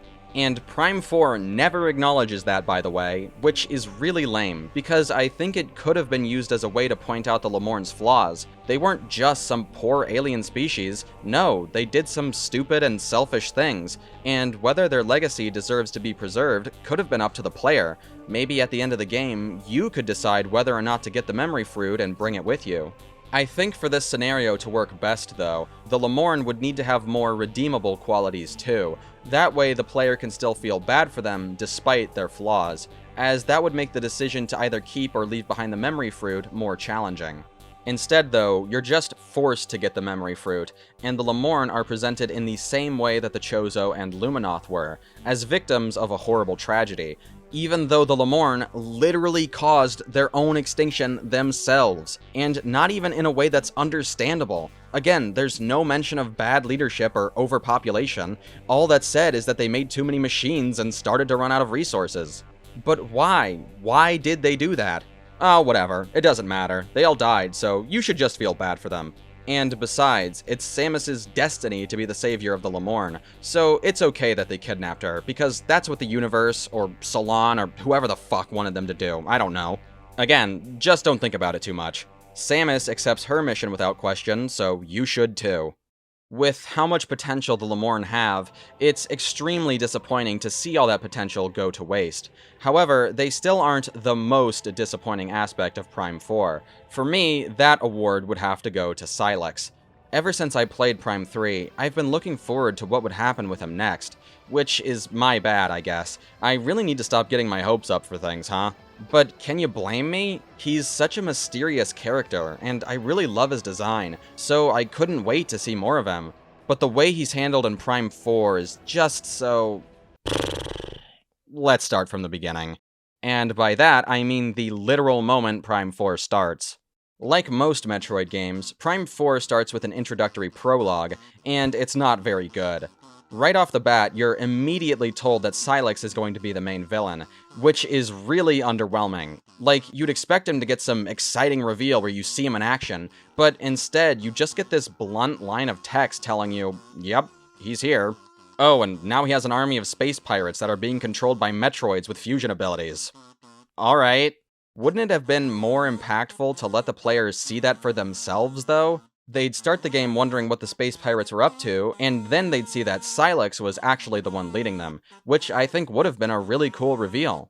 And weirdly enough, Sylux's first appearance in-game is framed like it's supposed to be a reveal, but because you're told ahead of time that he's in the game, this scene loses all of its intended impact. This same issue applies to the Metroid's new fusion abilities too. The game tries to give it a cool reveal, but it's not much of a reveal when you're already expecting it to happen. And also, this particular plot point feels really unoriginal to me for some reason. I don't know, I just feel like there's already another creature in the Metroid universe with fusion abilities. But anyways, Prime 4's prologue gives the player way too much information, and it definitely should have been edited down into something more concise. The player only needs a little bit of context, just enough to know what Samus is up to, and then they can discover everything else on their own. That wouldn't fix all of the problems with Sylux's introduction, though, because the cutscene where Samus first encounters him is pretty problematic, too. When you're trying to establish an intimidating villain, it's typically a good idea to make them seem kind of unstoppable at first. That shows that they are a genuine threat, and that they should be taken seriously. In both Prime 2 and 3, Samus's first encounter with Dark Samus nearly ends in her death. In Super Metroid, the first fight against Ridley is unwinnable, and in Metroid Dread, Samus only survives her first run-in with Ravenbeak simply because he decided not to kill her. Here's what Prime 4 does. Sylux walks in, does a pose, tries to shoot Samus, misses, and then Samus knocks him on his ass. Wow, how intimidating. And I want you all to keep in mind that Sylux isn't a very well-known villain in the Metroid series. His only major appearance was in one spin-off game 20 years ago, and his two other cameo appearances were locked behind secret endings, one of which was from another spin-off game that most people didn't play. So this cutscene of Sylux falling on his ass is going to be how most people are introduced to him. It makes him look really incompetent, and unfortunately, for the rest of the game, he continues to be presented just as poorly. For instance, two of his boss fights come out of nowhere, like there's literally no build-up to them at all, and while the fights themselves are decent, they feel super underwhelming, because you aren't given any time to get amped up or excited for them. In comparison, the first two Dark Samus fights in Prime 2 have a lot of build-up, and I think that plays a big part in what makes them so great. When you see her running around, you'll start to wonder if maybe you'll get to fight her soon, and as the anticipation for that upcoming fight grows, you'll become more and more excited for it. Naturally, this anticipation also keeps Dark Samus on players' minds. Even when she isn't present, you'll still be thinking about her, and that's what makes her such an impactful villain. Sylix, however, is never presented in a way that leaves any kind of lasting impact, and as such, he's incredibly easy to forget about. Like, genuinely, almost every time he showed up, I was like, oh yeah, Sylix is in this game, and then whenever he left, I would pretty quickly forget about him again, so he felt weirdly disconnected from everything going on in Prime 4, despite his major role in it. As a character, Sylix also doesn't have a lot going on for him either, and in particular, his backstory is really uninteresting. The reason Sylix hates Samus and the Federation isn't because they personally wronged him in the past, which, you know, would have actually been interesting. Instead, it's just because Sylix was always some selfish, evil asshole.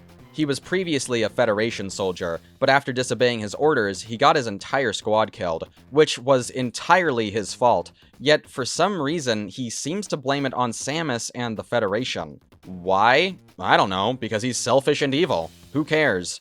Considering that the Federation has canonically done some really shady things, I don't see any reason why they couldn't have legitimately ruined Sylix's life in some way.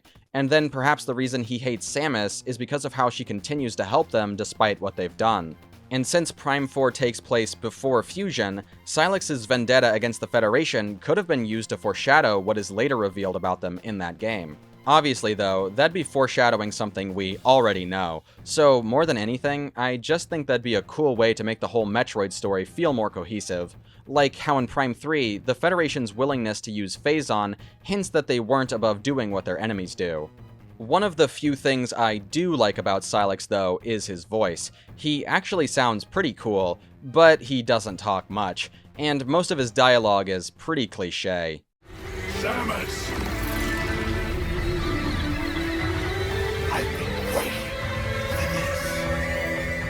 Had enough?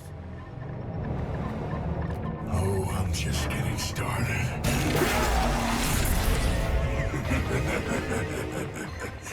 Just you and me, Samus. As for the final fight against him, mechanically, it's pretty good. The first phase would be infinitely better without all of these stupid characters running around and talking during it, but thankfully, they aren't present for the second and third phases.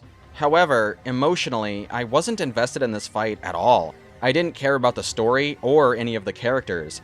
I just wanted to be done with the game. Huh, I'm getting deja vu. I feel like I've said that before. I'm getting pretty sick of talking about this game too, but before I go, I should probably talk about Prime 4's ending. It sucks. Okay, thanks for watching. Bye!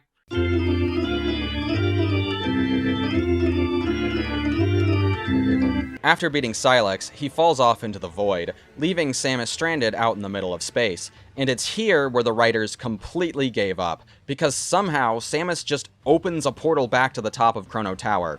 Sure, why not? That makes sense. She meets back up with all of the Federation fucks and goes to activate the Master Teleporter, but then Sylix suddenly comes back and tries to destroy it. He's able to do some major damage to the teleporter, but it's still functional enough to send Samus back, and all of the characters decide to hold Sylix back so that Samus can escape without them. You're given back control of Samus in order to activate the teleporter yourself, and I'm sure this was done in order to make the moment more impactful for the player. It isn't just Samus leaving her friends behind, you have to do it too. Unsurprisingly though, this moment doesn't work at all, and for several reasons. Firstly, I didn't have any problem leaving all of these characters behind to die. In fact, I was actually pretty giddy about it. However, for some people, that won't feel like a very heroic thing to do. It might even seem like the game is testing you in some way, and perhaps if you wait, Samus will jump back in and help the others. This might leave her stranded on Vuros, but Miles could probably fix the teleporter, right? Turns out, though, if you don't activate the teleporter, you just get a game over, and then you have to go through Sylix's second and third phases all over again. Huh? That's such a harsh punishment. Jesus. Like, why? Why? So, despite it seeming like you actually have some kind of choice here, you just have to leave everyone behind. And then when you do, the game just ends. Absolute fucking cinema, right? I want to reiterate that I do think Prime 4 does some things really well. Visually, the game looks gorgeous, it's got a pretty good soundtrack, there are some fun bosses, and when you're actually left alone, the game's atmosphere can be extremely effective. But these few good qualities are completely overshadowed by the wealth of problems the game has, many of which are hugely detrimental to its overall quality. Prime 4 has bad pacing, boring level design, repetitive combat, it's lacking in originality, and it has a messy story with some truly horrible characters. But what's most frustrating to me is that underneath all of those problems is a game that genuinely could have been great. Like I've said numerous times already, Prime 4 has a lot of good ideas, but it's rarely able to capitalize on them. And then on top of that, those good ideas also have to contend with an equal amount of stupid ones too. In retrospect though, I'm not super surprised with how Prime 4 turned out. It absolutely went through development hell, and I think Nintendo meddled with it a lot to try and chase trends to help it sell better. But in the end, that trend chasing only polarized a lot of the series' pre-existing fans, which includes me. And I won't deny the fact that that has shaped my feelings towards Prime 4. I mean, I waited 8 years for this game, so naturally, its flaws are more disappointing to me, and that disappointment has caused me to be harsher towards it. But even if I wasn't a Metroid fan, I know I still wouldn't have liked Prime 4. In fact, I probably wouldn't have even gotten halfway through it before quitting. It's only because I'm a fan of the series that I even bothered to finish it. And that sucks.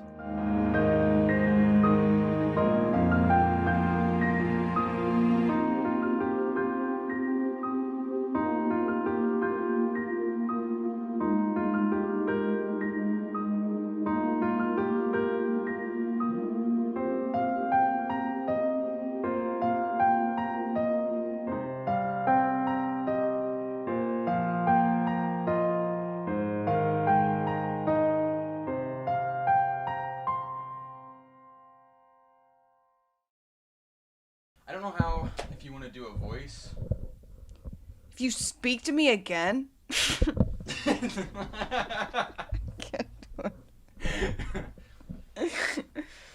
If you speak to me again... Fuck. I swear to Sollan.